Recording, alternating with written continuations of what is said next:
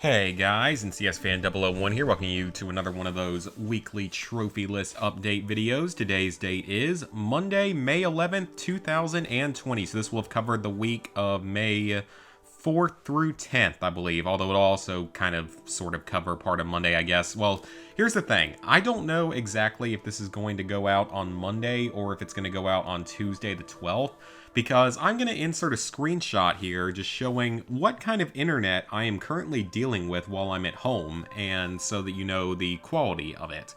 Because this was a 7-minute long video that you're going to be seeing the time to upload appear on screen. So yeah, I'm going to try to keep this video fairly short just because of that, so that it doesn't take like 10 million years to upload. So this is probably going to be a much shorter update, both because of that and because there weren't very many trophies earned this week. So I played a few different games this week. First off, I'd like to point out that GTA 5 is apparently doing another one of those, whatever you want to call them, promotional things where you log in at any point during the month of May and you get $500,000 GTA Online, which is nice to know that they're doing that again. So I would highly suggest making sure you do that if you still play the game and don't have a whole bunch of money the way that I do. I only have about 6 million. Which isn't bad, actually, so I'll have more than that now. I could probably go back and do the Heist DLC sooner rather than later, but I'm going to wait.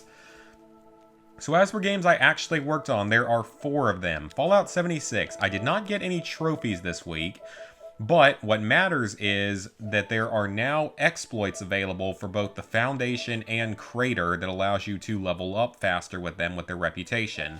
The Crater one is extremely easy. I just need to get into the game during a time where it's actually, you know, the daily quest you need, because you need the retirement plan daily quest, and you need to do it in a certain way, and then you need to talk to Rocksky over and over again with the same dialogue option and backing out of it. It's really easy to do, it's just waiting for the mission to appear, so I'm going to be doing that. I'm currently at a level of neighborly with Crater and friendly with Foundation. Foundations is a lot worse, and I'm not going to bother with Foundations until I'm back at my apartment and I have, you know, better internet to do it with. Same with finishing off the Foundation quest line, just because it's going to take a while to get there, and again, internet's not really good enough to do that here. So hopefully I'm going to be able to make some progress on this during this coming week. As long as I don't patch anything, I could potentially be coming closer to getting done by the end of this coming week, though I don't know if I will quite get there.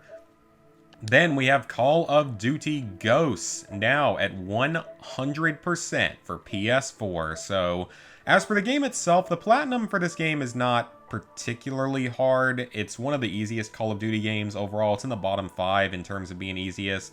So you get a bunch of trophies here, pretty much like complete each level, and you get a miscellaneous trophy for each level. So that's kind of nice. It's all pretty simple, and most of these are really not that hard. This level had 2 actually for some reason. And then there was also one in here that you had to do on, yeah, this one you had to do on Veteran, but it was actually really not that difficult, so don't worry too much about that. And then just completing the game and doing a bunch of, you know, miscellaneous trophies along the way, you're good to go. That's pretty much everything through here. You have to beat the game on Veteran, which this is one of the easier games on Veteran. There are a handful of collectibles in this game, not too many of them though. There's only 18, one for each level.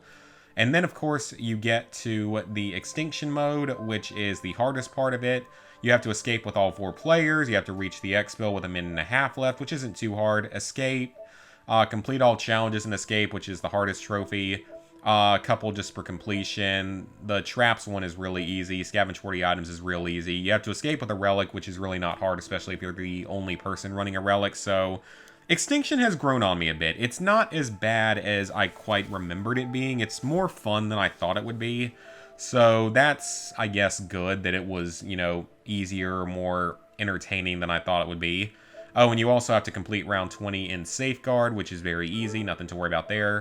So the only trophy I had left was in Onslaught. I had to get all the intel, so I actually had to go back and replay the map one last time on casual to get to the final battle to pick up the last piece of intel, because 2 douchebags joined into the game, like when me and the other person were on the next to last hive, and it basically broke the game to where there was no real chance we were going to win it because they didn't know what they were doing and they weren't prepared at all or leveled up at all or anything like that. So unfortunately I had to replay it an extra time on casual, but that's not too bad because casual is extremely easy, at least to get to the final boss fight. So, got my last piece of intel. This map, I think I said before, has 13 pieces of intel, with like 5 that are in set places and the remaining 8 being in random boxes throughout the map. So this one is a little bit more in terms of collectibles, but it's still not bad at all. I mean, you can do the collectibles on casual, which is great.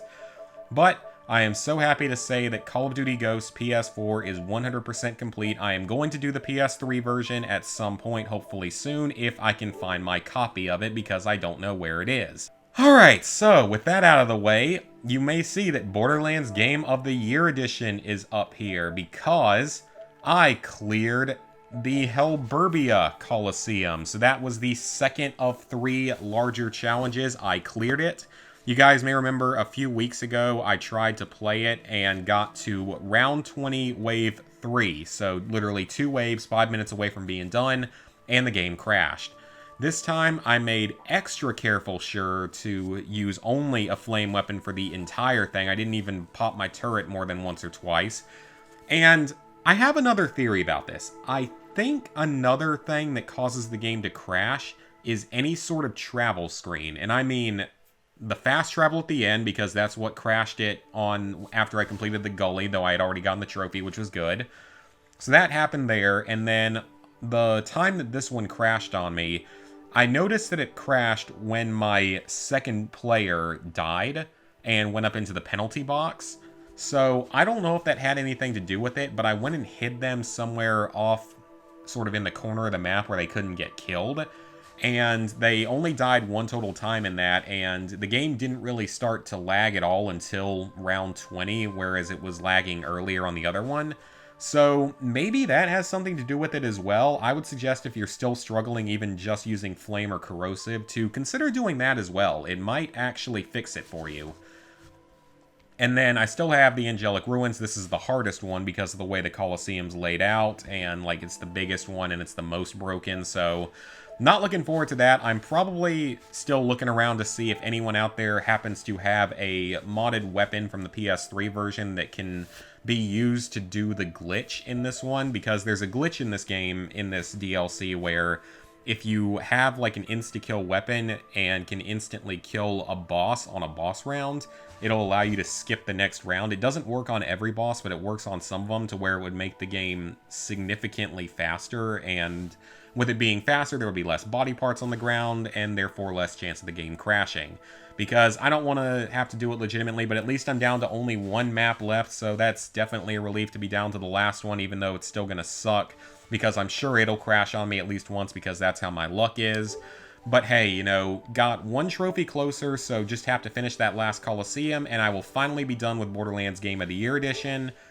And, I mean, I won't be done with the Borderlands franchise yet, because there's still Borderlands 3 out there that has DLC and 2 more DLCs to go, but I'm waiting on that because it's too expensive right now.